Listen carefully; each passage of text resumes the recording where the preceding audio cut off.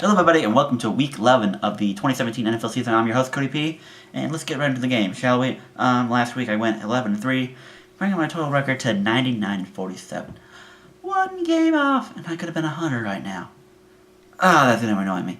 But, and if you really look at it, there was a lot of games that I honestly should have chose right, but I chose wrong, mainly whether it be favoritism to certain teams or hatred to another team, or based on scenario or circumstance, or just the ability to not trust a certain game.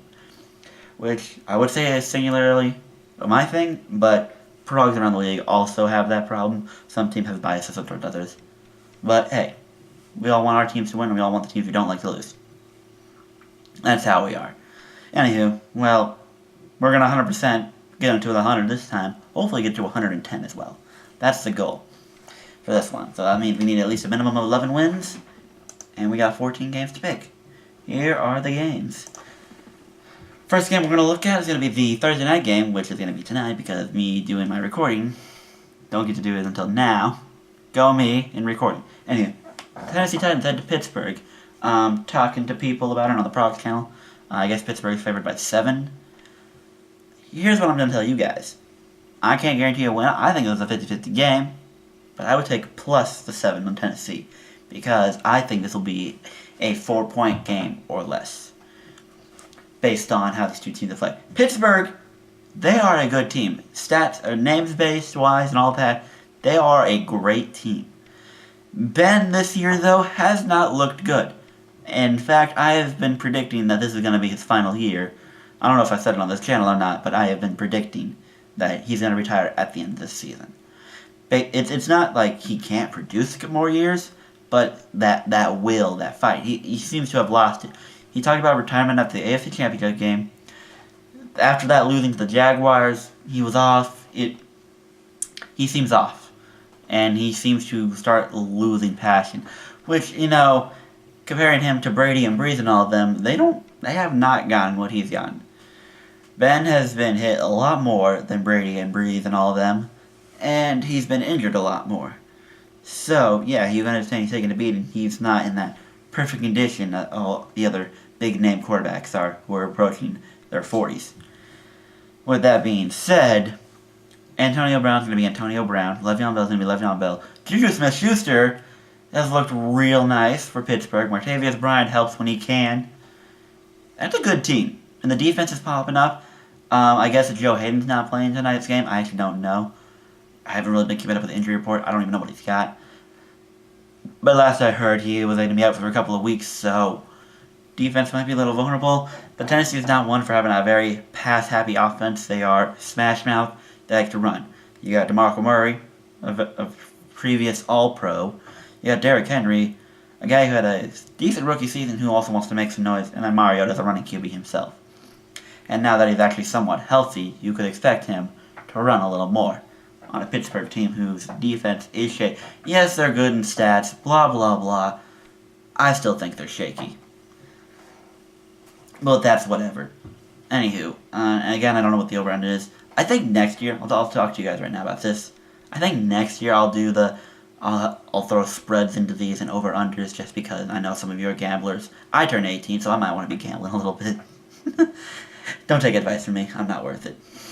It's not worth it. But, anywho, I think next year. I'll think about it. But, yeah. I think this game will be close. I guess the spread's -7 for Pittsburgh, +7 for Tennessee. Because I think this game will be really close. And if I'm wrong, you can gladly yell at me in the comment section after the Thursday night game is over. Next game. This is going to be a big headliner game.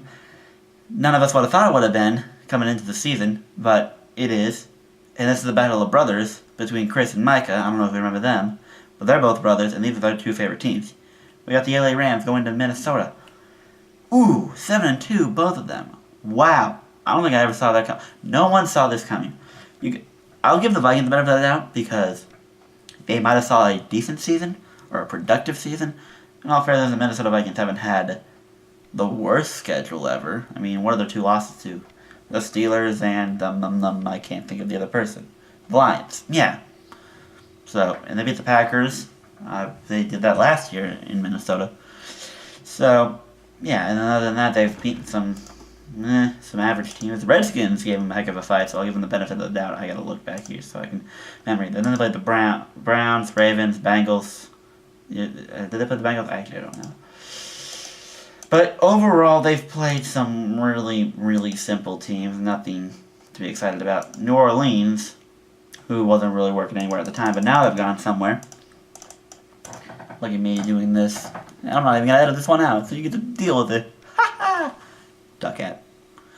But anyway, yeah, this is a big game. And the Rams. Wow. I don't know if I've expressed this in previous videos, but wow. The Rams. Jared Goff. Apparently he is a number 1 overall pick worthy. Todd Gurley. We knew this was Todd Gurley. He had a great rookie year. So, I watch First Take a lot, so I like to reference them every now and then. But Jeff Fisher, he was bad, but he drafted good players. And boom, now the Rams have a decent coach. Sean McVay, I think he's worthy right now to be Coach of the Year. Yes, I know you got Doug Peterson helping Philly. He and Carson Wentz is going 8-1 right now, going hammer. Probably going to lock up. Actually, the number 1 seed is not locked up because you got 4 7-win teams right now with Philly. So this race ain't over. Philly is not submitted for number 1 seed yet. Give it time. But yeah, you got some 7-2 teams right now. This is one of those games because I think the Rams are having New Orleans next week. This is one of those games that this could easily decide who gets that bye. Who can get that extra bye week. The Rams also play the Eagles, so 7 weeks to go left in the NFL. Wow, these games are going to become really important now with how everything's going to shape out. Who's going to win their division, who's going to win the bye. It's going to be intense. These next 7 weeks, keep an eye for some of these games. I'm not going to talk about this one, but the Redskins and Saints game, watch that too. The Redskins, they're pesky. They're pesky, and they're not a bad team. They're not a bad team. They're just unlucky. And I like Kirk Cousins a lot. I just think he deserves a big contract because the Redskins are just torturing that man with those 1-year deals. No bueno. Give that man a contract. I like him a lot. Do you like that? References, football. Thank you, Kirk Cousins. If not for any other reason, those sound bites right there. Thank you, Kirk. Anywho, so yeah, keep an eye on this game. Case Keenum, you don't want to trust him based on name base, but he's been really helping out this Vikings team. Bradford's getting placed on IR, I guess. And you got Bridgewater. That's going to cause a lot of controversy. This is going to bring up like the Tony Romo, Dak Prescott thing. Now, benefit of the doubt, Tony Romo was an old veteran, and Dak Prescott was a young rookie. Bridgewater is still relatively young. I don't think he's even 25 yet. Actually, he is 25 because we have the same birthday. Fun fact, actually. 24, 25. I don't remember. But, yeah, so I would expect him to get his job back latest the start of next season. I think, because it is his team. This was his team. It's not his fault he got injured. Now, with the Tony Romo thing, he could have done a lot better on that play. Oh well. Had he not done that, we don't get Dak. Who knows what happens? Not important. But, bottom line, it's going to be a really good game. I'm expecting a high score. But this is also good defense, so I'm expecting a lot of turnovers. Here, I'm going to make a prediction right now. Both teams combine for over 60 points, but both teams commit a grand total of at least 5 turnovers. There's my bold prediction. Alright, and then the final game we're going to talk about. Now, again, I probably want to talk about the Sunday night game, but, with the loss of Elliott and a couple other players, it's Philly should win that one easily. And I want to talk about Pat's Raiders, but the Raiders have been on a downhill for forever now, so we don't know. The Bills are making dumb moves by benching Tyrod Taylor. Well, looks like they're not going to play. I'll tell you right now. That 6th seed, I'm giving the first 5 seeds, whoever it is, your benefit. You're locked in. I don't care what happens. You had it locked in. That 6th seed, Ravens and Raiders. I don't see anyone else getting in there. Bills, no. Dolphins, no. Texans, not without Watson coming back on a miracle. Bengals, Chargers, Broncos, Colts, no. And the Browns don't even get me started. Ravens and Raiders. One of those two is going to take it. They're going to get bounced out in the first round, but one of them is going to take it. No, the final game I'm going to talk about is the Monday Nighter when the Atlanta Falcons head to Seattle. Now, again, this was highly preached because Atlanta and Seattle were supposed to be juggernaut teams owning the NFL this year again.